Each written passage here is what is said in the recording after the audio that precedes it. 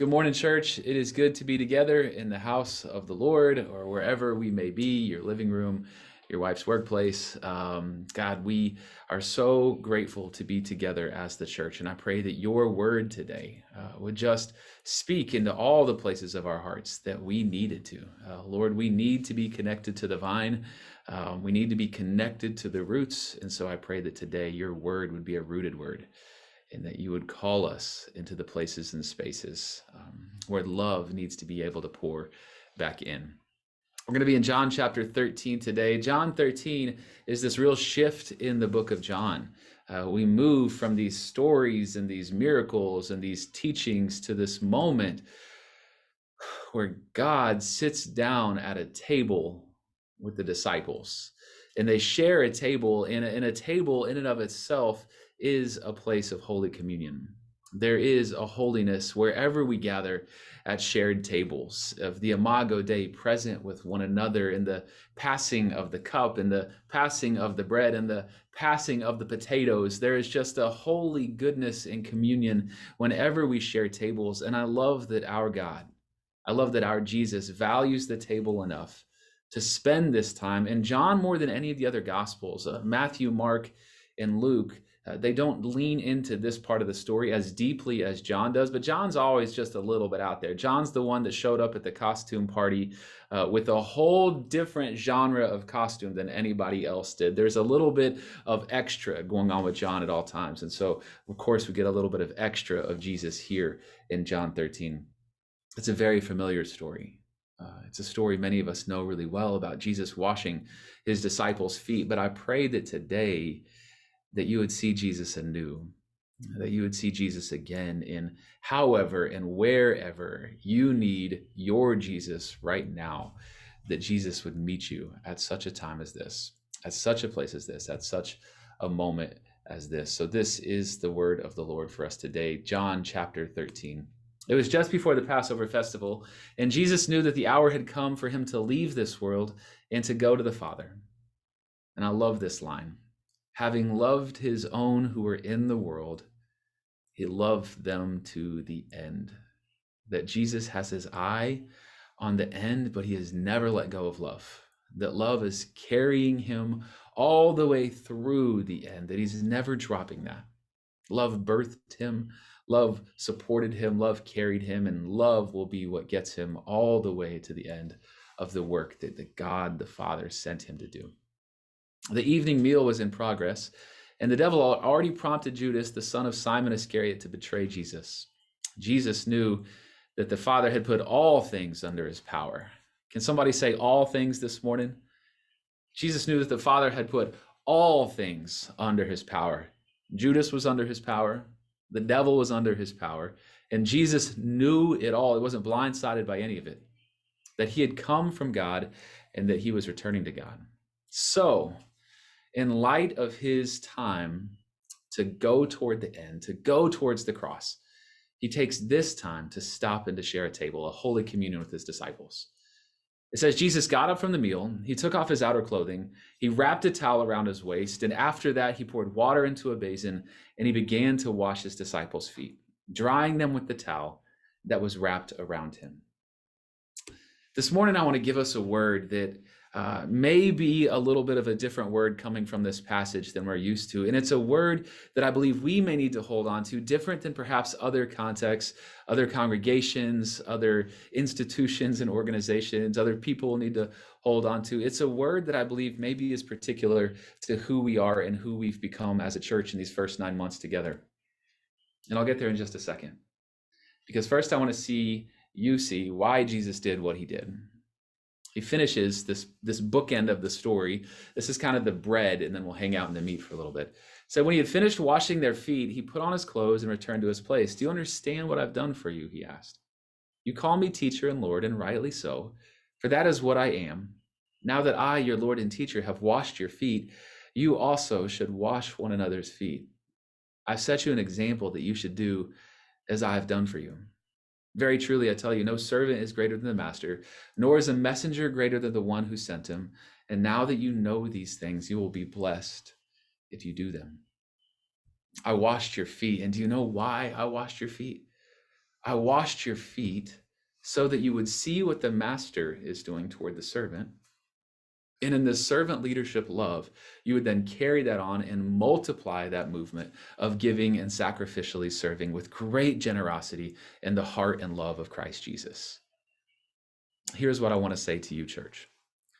There are many, many people and many, many churches that need that word, period. That's the sermon. The whole sermon is grab the towel and start washing feet. Get off of your feet, wrap a towel, hold it, and then bow down at somebody else's knees and begin to wash feet because you are stagnant, because you are not pouring yourself out in any meaningful, significant, sacrificial kind of way. You are just sitting there waiting to be served, but you are not serving. But that's not who we are. And I don't say that to like a coach in a locker room to a team that is constantly putting up W's on tearing teams down on the scoreboard. Like that's not what I'm talking about. I'm not saying that like we're so good and we're so righteous. I'm just saying that this part of our character as a young church is something that I have already seen poured out generously and extravagantly. And I don't just even say that from my own vantage point. Last week, our good friend Kenneth showed up and he spoke and shared from his perspective as a Korean American and how God has really called him into the ministry of the social media sphere. And he's seen like beautiful things happen and take place. And last Sunday was his first time to come and to be with us on a Sunday morning. He's kind of seen what we've doing from a little bit of a standpoint, a little bit of a vantage point, just a step away. But last week was his first time to kind of jump into the waters and to be present on a Sunday Zoom living room kind of service. And this is what he said back later that afternoon as we were kind of touching base. He said, I was so blessed to be a part of the morning service. Y'all have such a special group. It was so rare for me to see a group that listens with such care and encouragement. Watching everyone chat words of support and love during everyone else's sharing was so beautiful to witness.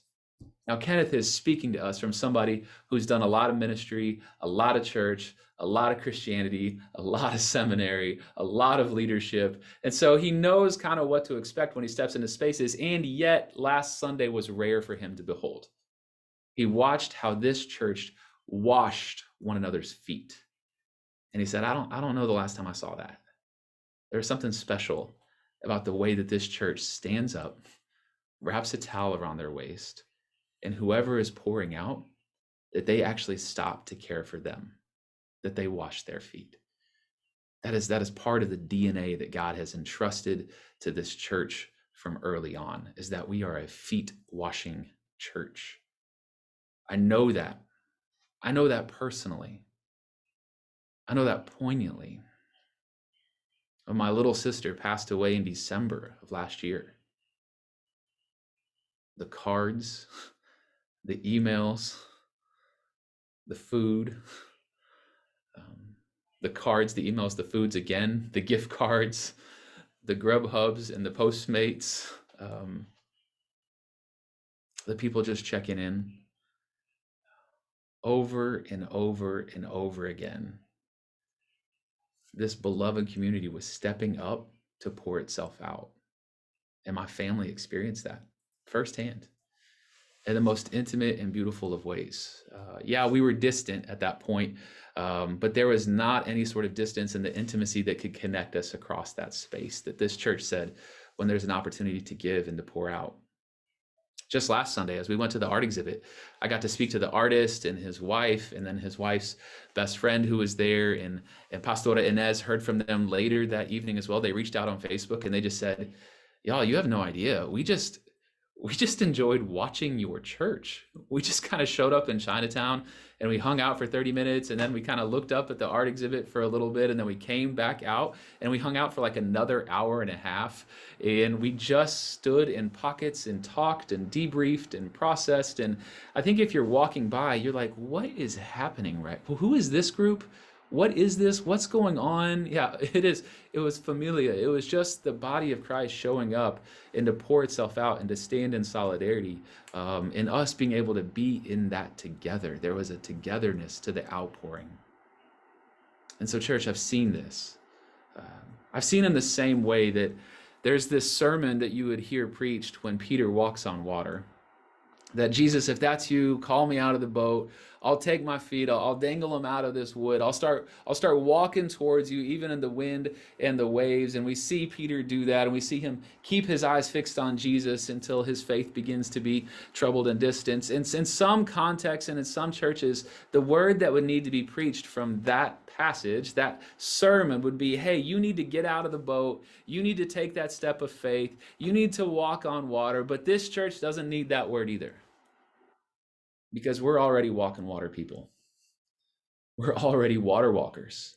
Everywhere I look on the screen, I see people who are water walking in different spaces, in their homes, in their workplaces, in their families, in their neighborhoods, in their schools. There are people walking on water already. That's not the word you need, because we are already water walkers and feet washers. And so then what's the word? What's the word that Jesus might have for us in this passage? A word that can minister to us here and now. It says that Jesus, in the middle of that passage, he begins by washing the feet. He ends by explaining what he did. But in the middle, there's this interaction with Simon Peter. It says he came to Simon Peter, who said to him, Lord, are you going to wash my feet? And Jesus replied, you don't realize now what I'm doing, but later you'll understand. No, said Peter, you will never wash my feet. Jesus answered, unless I wash you, you have no part with me. Then Lord, Simon replied, not just my feet, but my hands and my head as well. Peter is always a little extra. He's the one lopping off a dude's ear in the Garden of Gethsemane. Like he's always at 11. He just lives his life in that way. But Jesus said, no. You already have all of me. Been baptized in the love of Jesus and my presence in ministry for these past 3 years. Those who've had a bath like that, you only need to wash your feet. Their whole body is clean, and you are clean, though not every one of you. For he knew who was going to betray him, and that was why he said not every one was clean. This word from Peter of no, you don't wash my feet. In fact, I'm likely supposed to be the one to wash your feet. I wonder if there's something there for us this morning. I wonder if there's a word for us to sit with this morning. I don't think Peter's too proud to have his feet washed. That's not the word I'm talking about. In fact, I think Peter is so humbled by the Jesus that is washing his feet. You got to remember, this is the Peter that walked on water, and when he did, they were held and put back together in a boat again, and they worshiped the Son of God, saying, truly, you are the Son of God. This is the same Peter who, when Jesus says to his disciples, who do the people say the Messiah is? And they said, well, some say he's Elijah. Some say John the Baptist. Some say maybe it's a prophet that has come. And Jesus says, no. What about you? Who do you say I am? And Peter says, you are the Son of the living God. You are the Messiah. Peter knows who's washing his feet. And because he knows who's washing his feet, that's why I believe he has a hard time receiving the washing of the feet. When you're holding the towel, you're still the one in control. When you are the one pouring out love, you are the one still possessing the power, even if that power is a poured outness of power. But if you're the one sitting there with your naked feet before the living God, whose hands can touch all the places that you've been, who's willing to wash over everywhere your feet have taken you, that's a vulnerability. And receptivity requires vulnerability.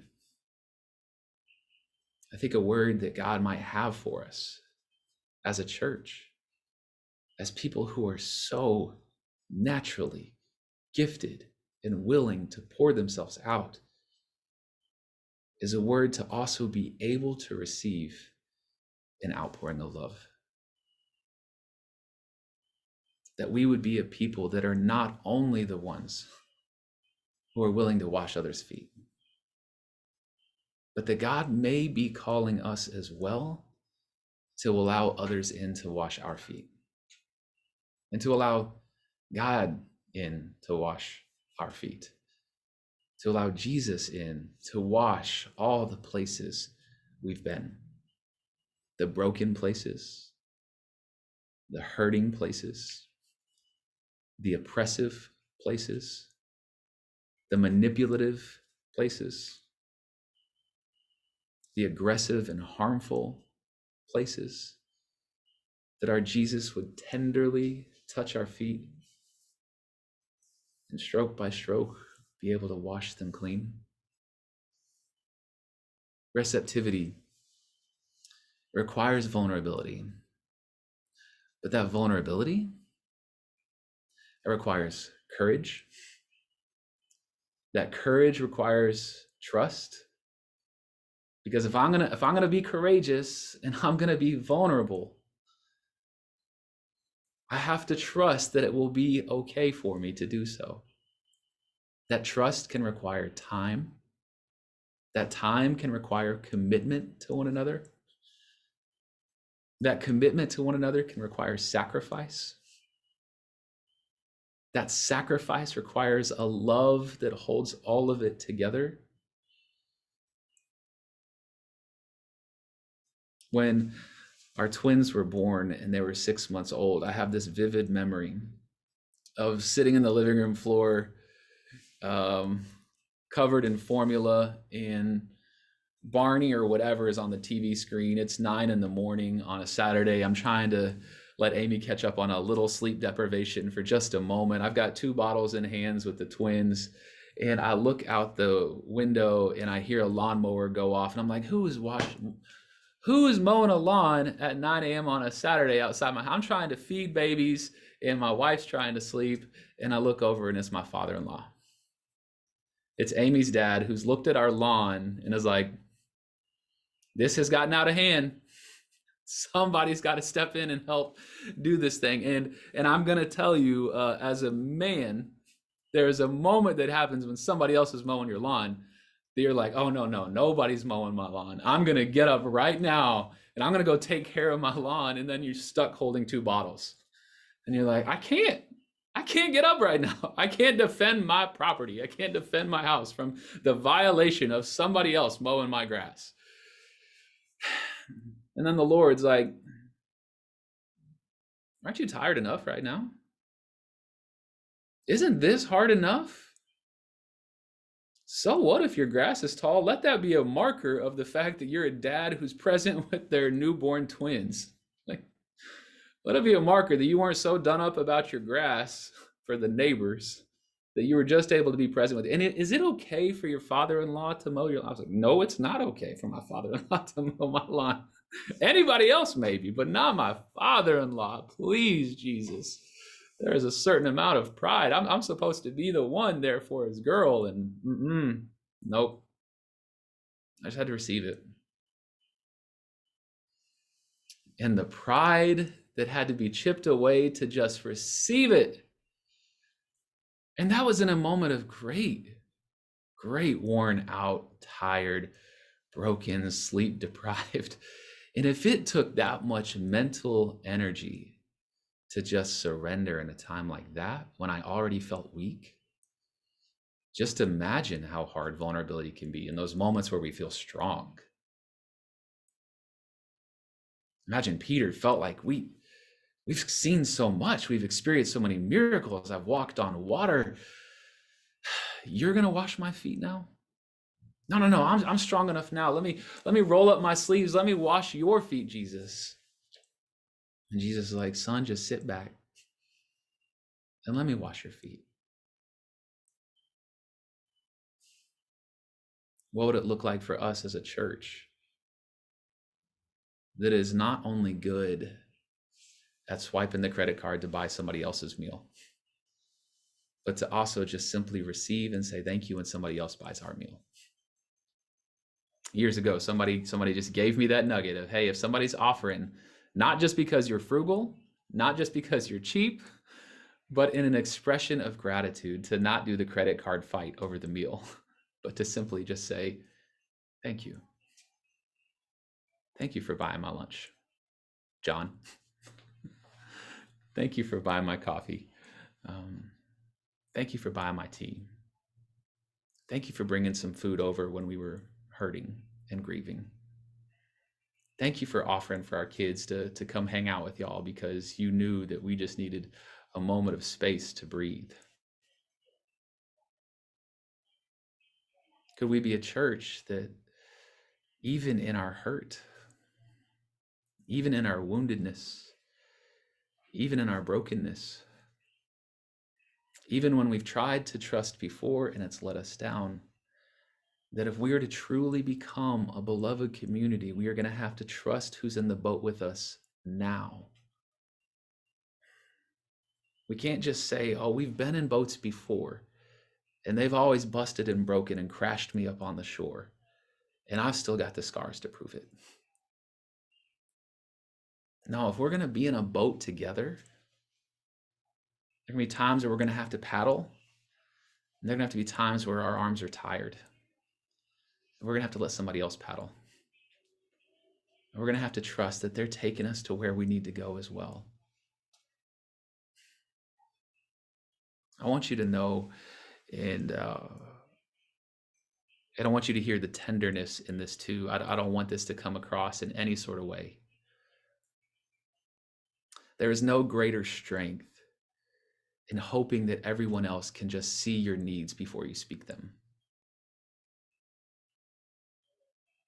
There is no greater strength in just hoping that somebody can read your mind in the agony that you're carrying right now, especially as you're trying to put up a front that everything's okay.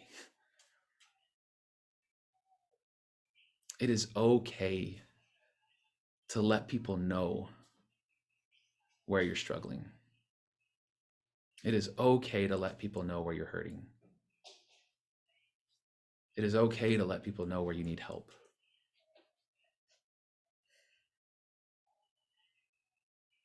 Peter's feet needed to be washed. Our feet still need to be washed. There are people going through hard things right now at work, hard things with their family, hard things with their friends, hard things with their kids. And it may be hard to reach out and just tell somebody, but it's going to be a lot harder to carry that by yourself. This pastor I follow on Twitter, her name is Inez Velasquez McBride. You should check her out sometime. She says that isolation leads to self-deception, and self-deception leads to self-destruction. Yeah, you should tweet that. It's good. That isolation, it will deceive you. It will make you believe that you're all alone. We're not an all alone church. We're not a pull it up by the bootstraps church. We're not a nobody else is going to pick up this towel, so I got to pick up this towel and do it. That's not who we are. There are a lot of people in this church who can carry a towel. I want to call us to not only a church that loves well, but also a church that receives love well. And that requires vulnerability and courage and trust and time and sacrifice and love and commitment.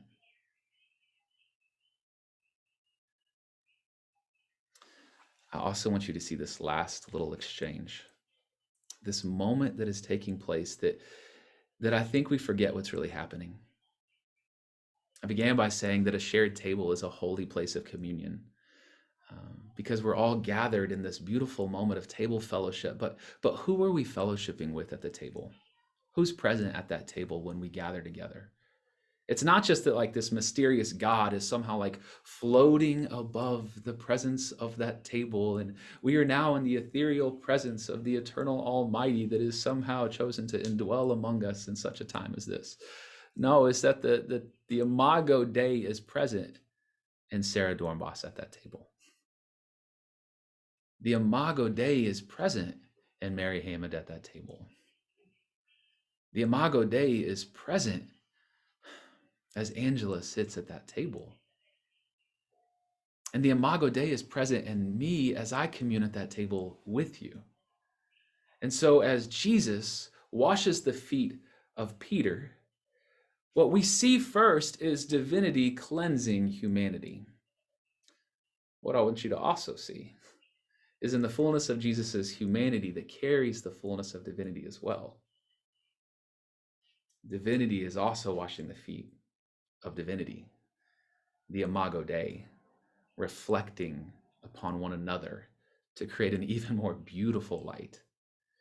And so what's taking place in a holy exchange such as that, when somebody sends a word of encouragement or affirmation, or is checking in on you because they just want to know how you're doing, or offers to swipe that credit card over tea, or brings meal at your family's table, or offers to just take the kids out to the park to let them run around for a little bit, whatever it may be, the ways that we wash each other's feet, when we do, we're also washing the feet of our Christ Jesus in one another.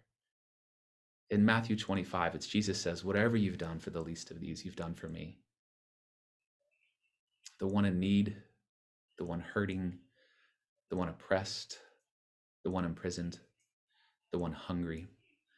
Whatever you've done for the least of these, you've done for me. And so the food that you dropped off at my door, you did so as the hands and feet of Jesus, bringing food to the hands and feet of Jesus. And what a beautiful, holy mutuality and reciprocity of the presence of God that we get to be swept in on in a moment such as that. Angie's going to lead us in a song now just to sit and reflect. And what I would encourage and invite you to do is to sit with the spaces, the gaps, the aches, the cracks, the places that are vulnerable, the places that are tender, the places perhaps where you're in need. And as the Lord leads you, maybe even today is a reaching out day. Maybe today's not a day to silence your cell phone, because maybe today is the kind of day where you have the courage and vulnerability and reach out and say, hey, my lawn, it needs mowing and I can't get to it. I've got 2 bottles in my hands right now. Do you have any time this week to take care of that? Hey, we're struggling to make rent this month. That is so hard to say out loud, but could somebody, this is not really us, but I mean, if you want to give, we'll take it.